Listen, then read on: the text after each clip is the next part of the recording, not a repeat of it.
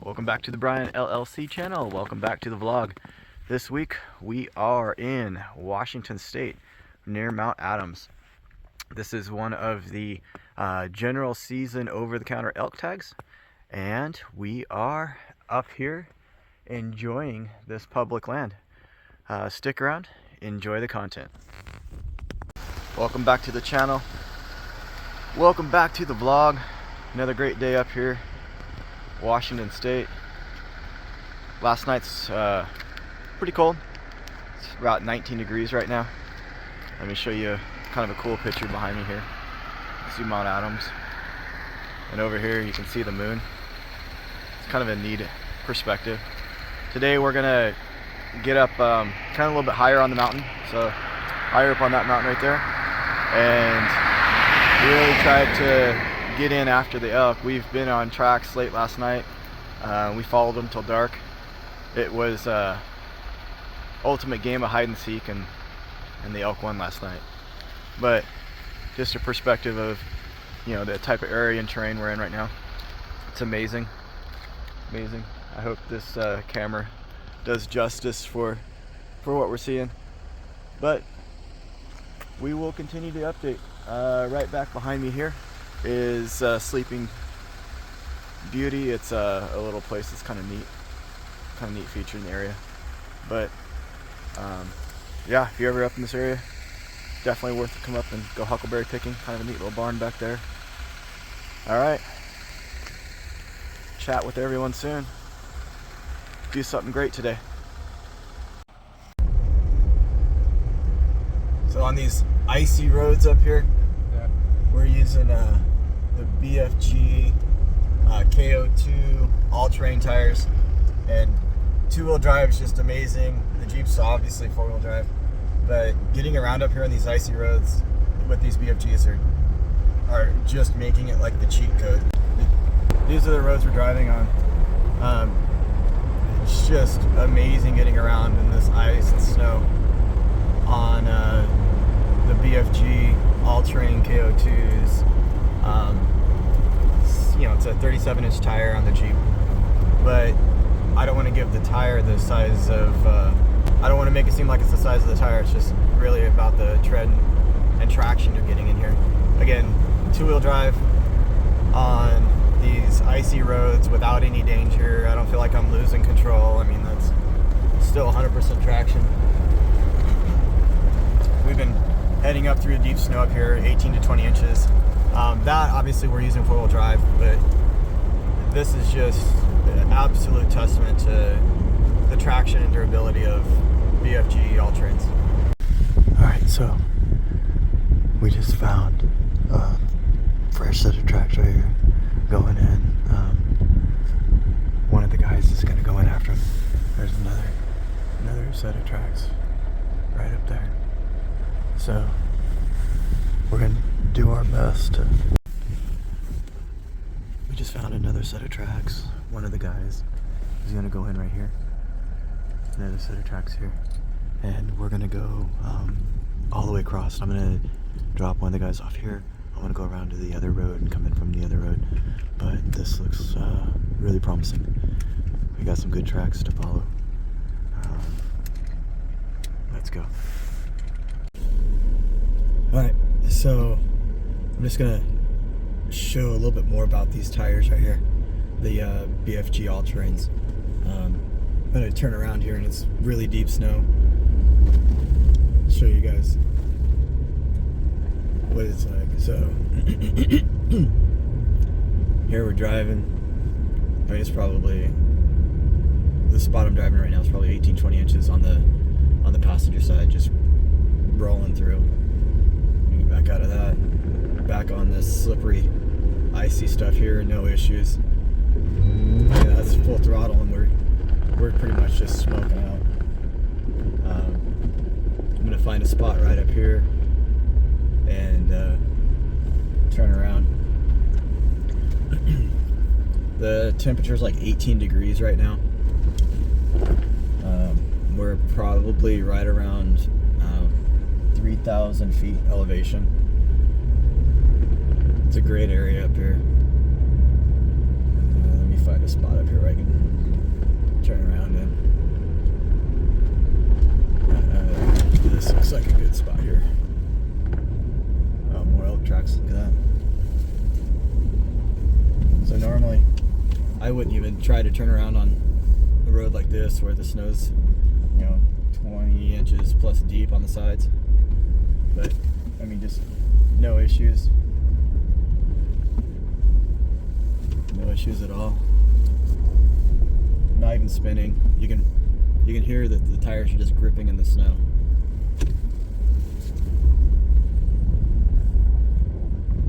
Alright, look at this. Just walked the car right around. Didn't have to worry about getting stuck, trying to find traction. These all-terrains, BFG all-terrains, it's like a cheat code for up here. Just dropped off one of the boys on some tracks. Now I'm gonna drive back around to the other side of this road system and come in from. It's gonna be coming in from the west side. So fingers crossed. This is the day we'll make it happen.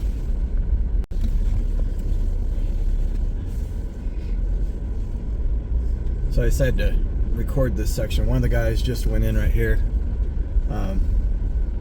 A lot of elk tracks coming off the hill, heading down into this little flat area that's off to the right.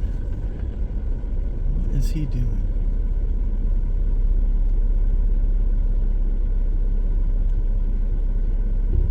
Just watching one of the guys that dropped off walking out through the woods. I hope everybody looks that silly when they're on tracks, because man, it's like a hound dog sniffing a trail out there. But yeah, today's like day 5, and we have until I want to say the 16th, November 16th, to get this done. It's a great over the counter tag.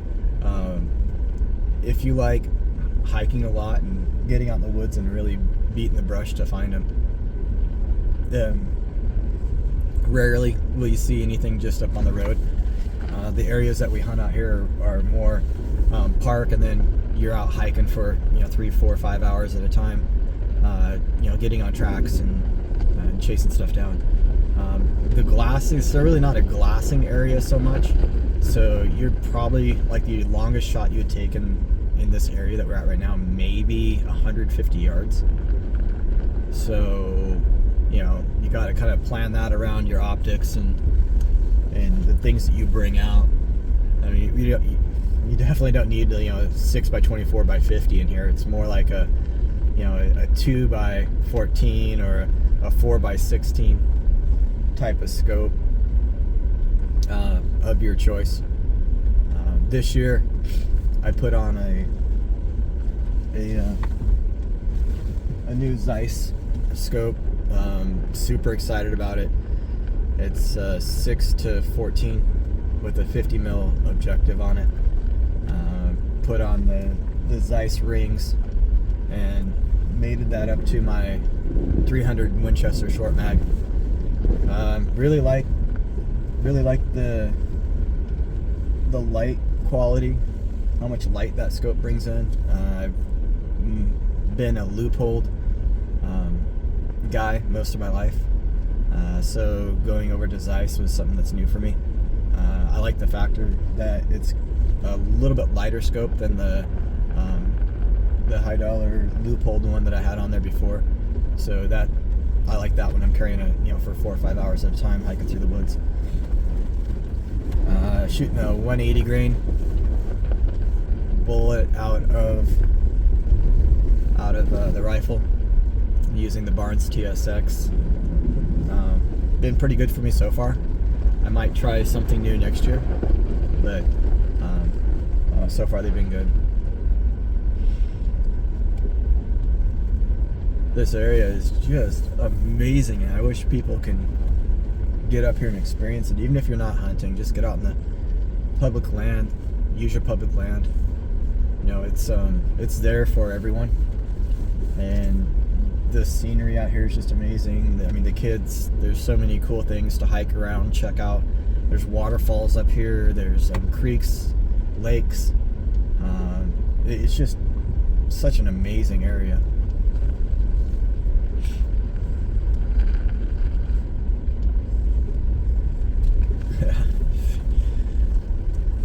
If I'm quiet a little bit, it's just because I'm looking out the window. There's just so much opportunity for something to be standing a few yards off the road right now. So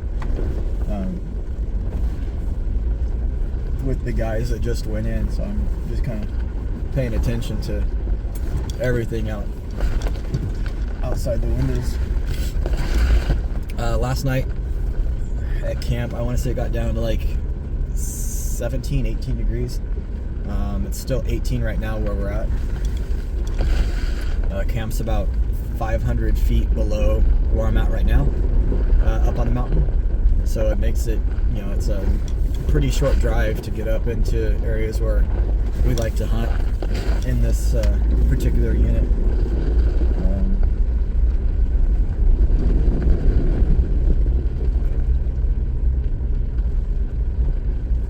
It's interesting that normally there's more people in here, but this year I might see, you know, 4 other people in this unit this year, and usually there's quite a few more people in it. But you know, there's predation up here. Someone thought it would be good to reintroduce the wolf population into north central Washington, but they've made their way down into the Mount Adams area now. Just a horrible situation.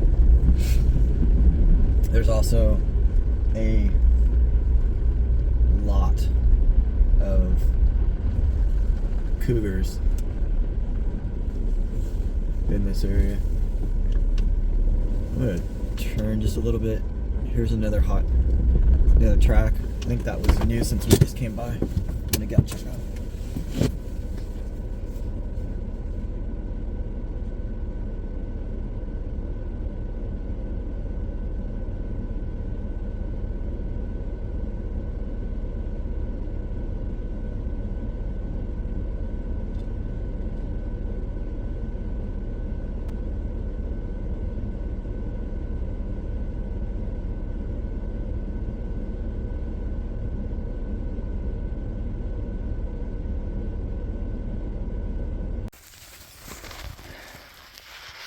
Well, welcome back to the vlog. We're still up on Mount Adams. It's probably close to 1.5 to 2 feet of snow. I'm on some elk tracks. Man, looks like I'm still a little ways behind them yet though. Just enjoying the experience, getting out here with the boys. Seeing family, you know, getting back to what family does. Just get out, experience the woods. Man, this is amazing. It's really coming down.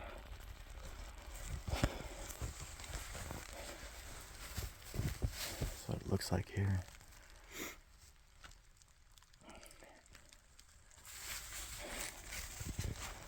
Up in Mount Adams area.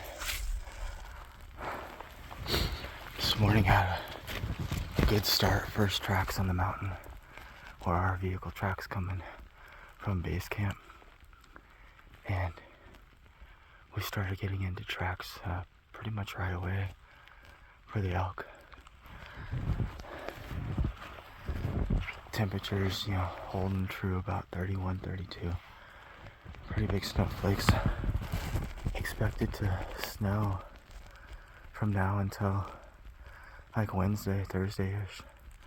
Supposed to get probably close to 2.5 feet where I'm at right now.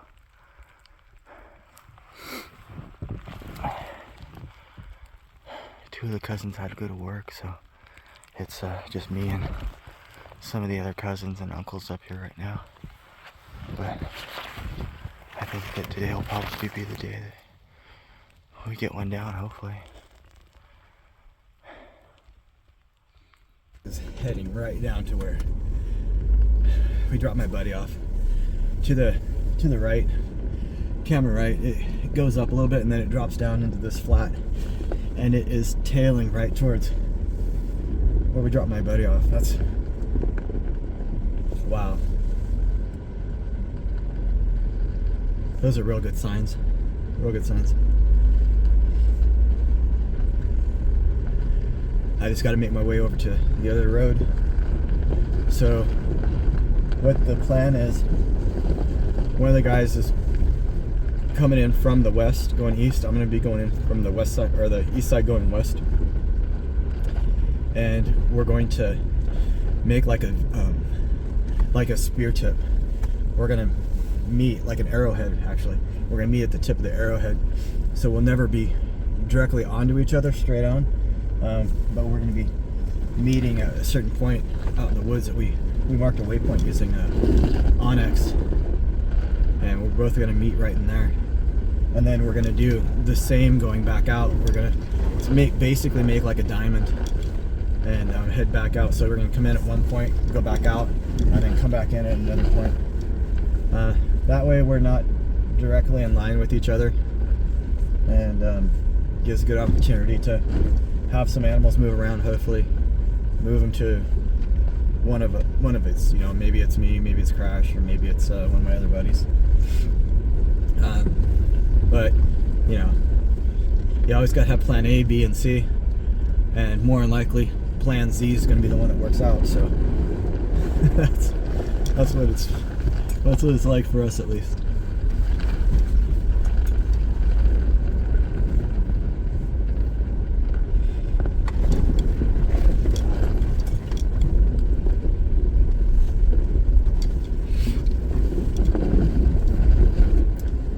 Check out this road right quick. This is I believe it's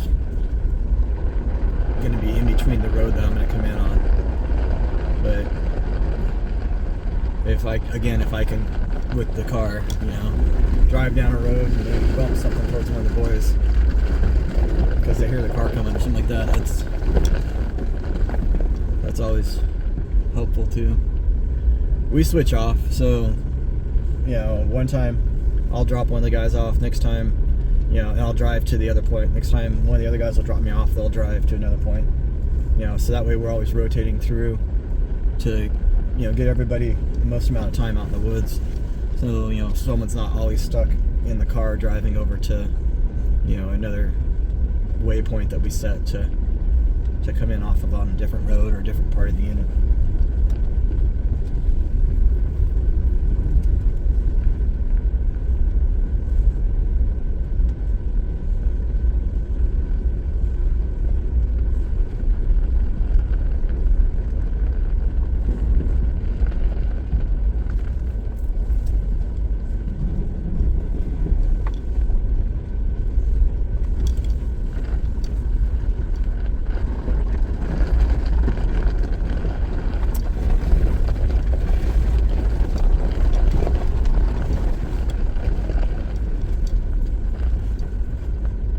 One of the things that we learned a long time ago is in this type of weather to layer, because even though it's 18 degrees, you know, the sun's still out and you'll get moving in the woods, and it's important that you have a couple layers you can peel off and put back on. One, so you don't have to wear a wet layer when you stop. Believe it or not, you're hiking in probably 18 to 24 inches of snow out in the unit, and that takes up a lot of effort, and you'll build up sweat easy if you're not careful. So you bring, you know, like one other merino in the pack. You'll probably have, like, I have a merino, then a long sleeve merino on over that, and I'll take off the long sleeve, put it in my pack, and start hiking. I might be a little chilly starting off, but as I go, it's probably going to be just the right temperature for me, you know, body temperature wise, because your body starts building heat.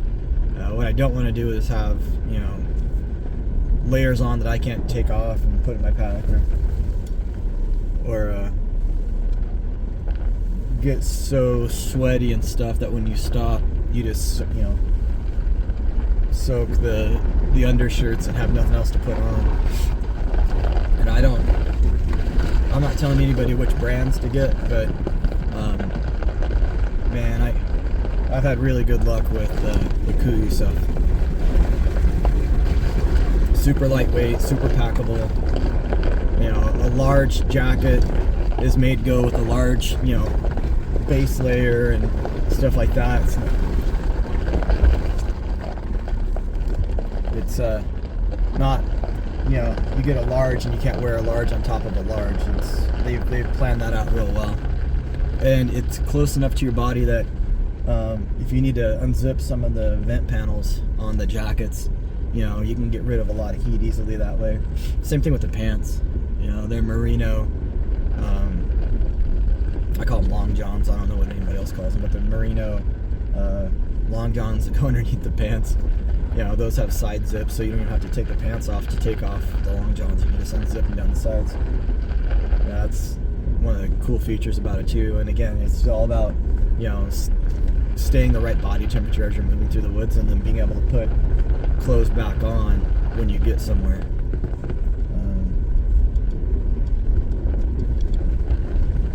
You know, it's just one of those things that you don't realize it until it's too late. That you're so sweaty and cold that you can't get warm.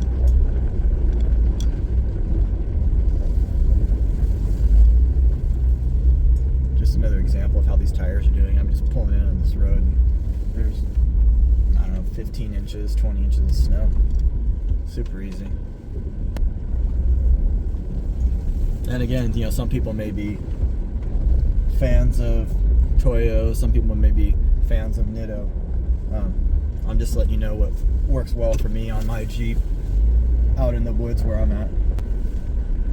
But definitely recommend it. BFG All terrains. Alright, enough playing around on this road. I need to start making my way over to what we call Gary's Road.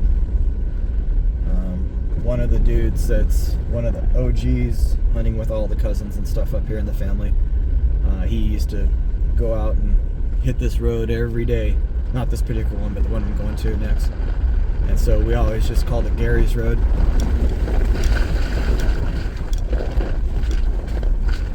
So if we were saying, hey, let's meet over on Gary's Road, everyone knew what road that was.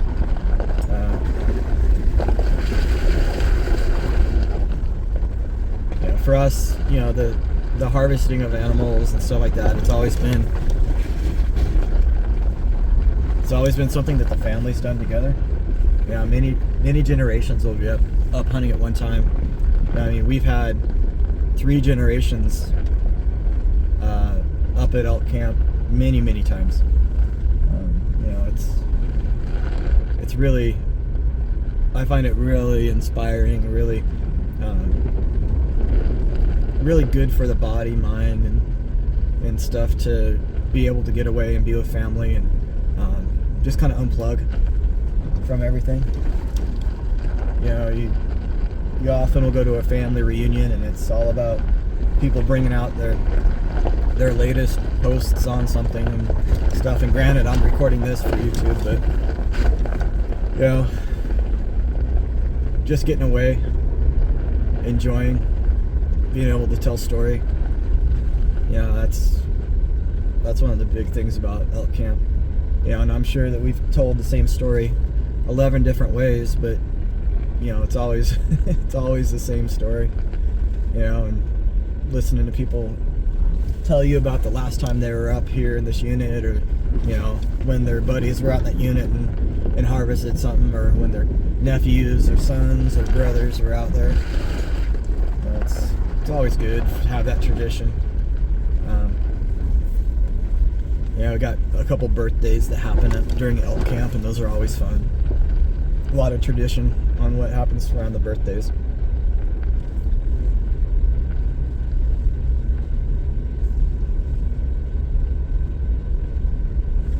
A lot of our family worked up in this area. cut major roads for logging. They log, they're part of the local economy and commerce here in the Northwest. You know, some of them, you know, were ranchers, farmers. Some, you know, logged. Some excavated. You know, some worked on the dams that are in the area. You know, it's just neat to see what the family's built, because a lot of it has a lasting impression for many generations.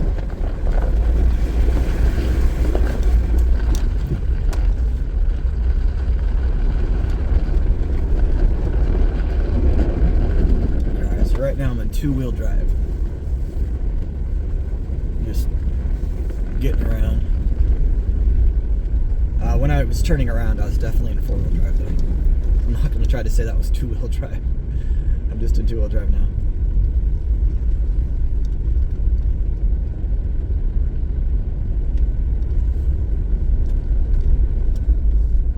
I hope that fan wasn't too loud for the video. Just noticed it.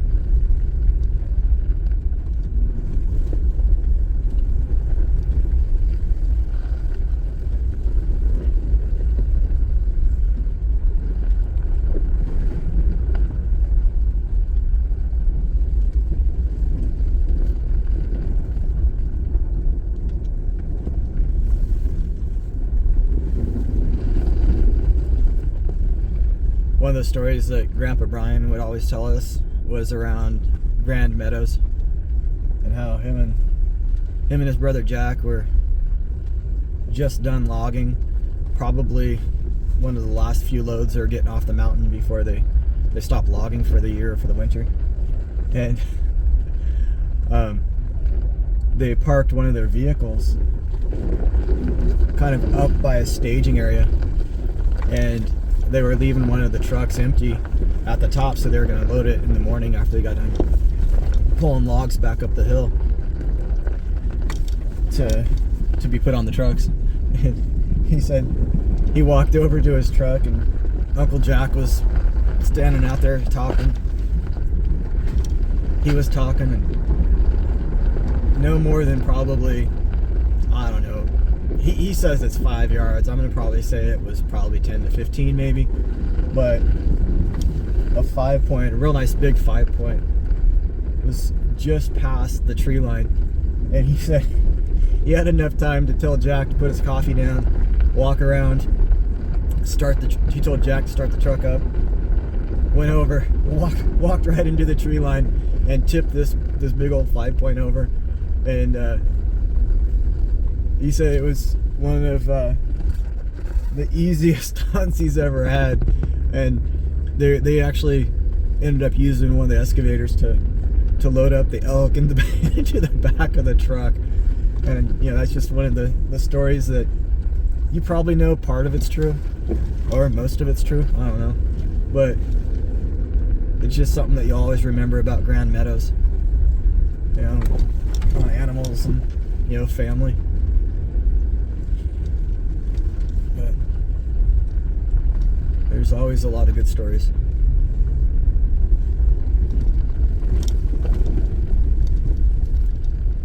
Where we're going up on the right, probably 4 years ago, I took a nice bull out of this unit up on the right.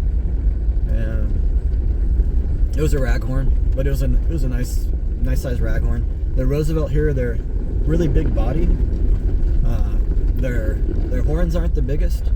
This was still a nice big raghorn, but it's just the bodies on these animals. You get so much meat off of them.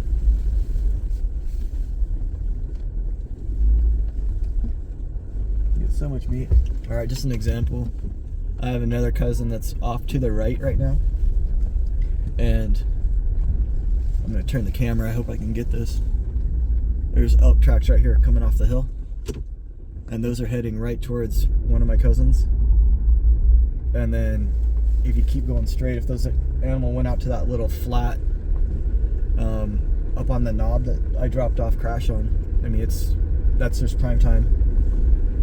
Hopefully they get into them.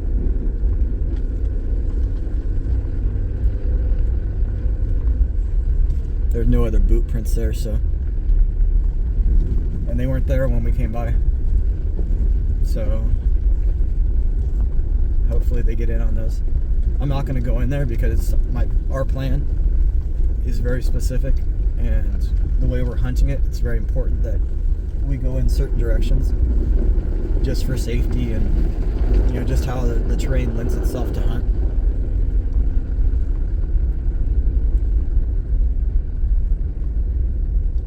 Some people are like, the tracks are hot, just go anyway. No. I got family in the woods. We got to stick to the plan, know the terrain, know that those tracks are going right towards those guys. I don't want to be coming in and, you know, us, you know, basically being head on hunting that animal. That's just not safe.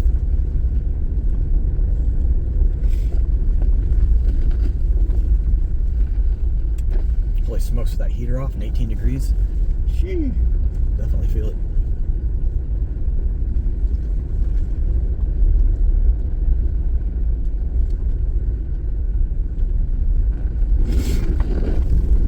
Again, still in two-wheel drive.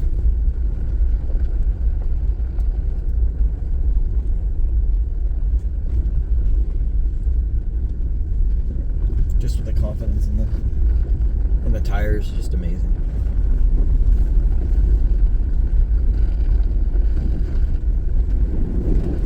With the heavy snow this year, there's been a lot of tree fall.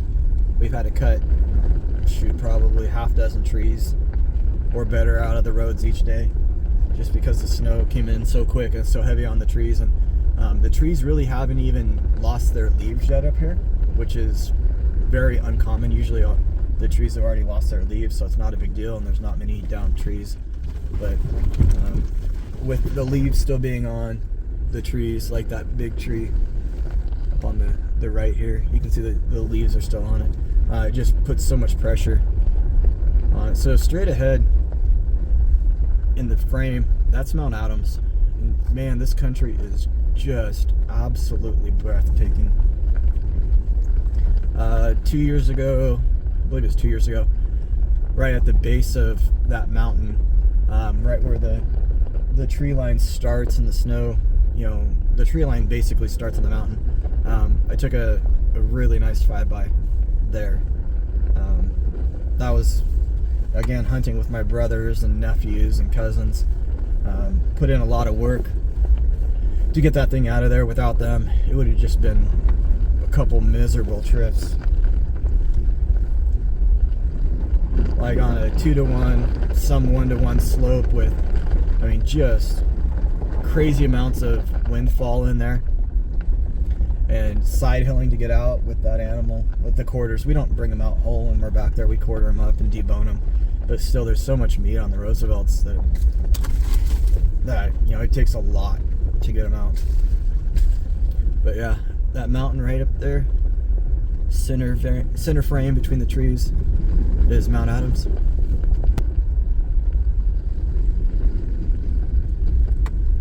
All right, I'm gonna turn off the camera for a bit here. Alright, another quick tire test here. 2-wheel drive. Let me get this thing off here. That one's on the road. 2-wheel drive. Say 2-wheel drive down there.